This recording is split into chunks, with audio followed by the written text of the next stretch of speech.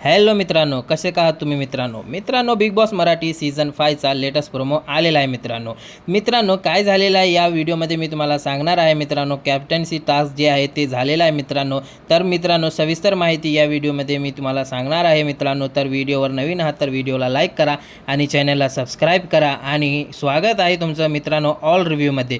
तर मित्रांनो येथे एक टास्क ठेवलेला असतो मित्रांनो बिग बॉसने, आणि जे बी टीम जिंकलेली असते त्यांच्या एक सदस्याला बोलवत असतं आणि येथे एक डिबेट होते मित्रांनो. एक डिबेट संवाद साधायचा असतं एक दुसऱ्यांची.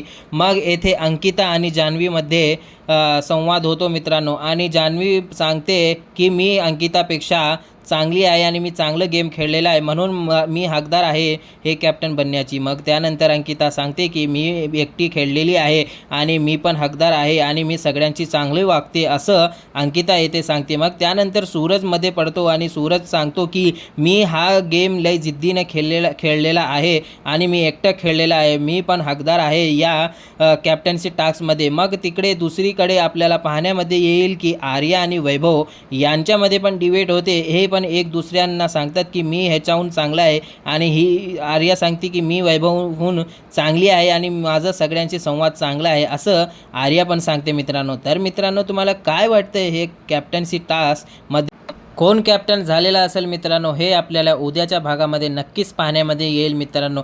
तर मित्रांनो तुमचा सपोर्ट कोणाला आहे आणि कोण कॅप्टन बनणार आहे हे तुम्ही कमेंटमध्ये आपलं मत नक्कीच मांडू शकतो मित्रांनो. तर भेटूया पुढच्या व्हिडिओमध्ये.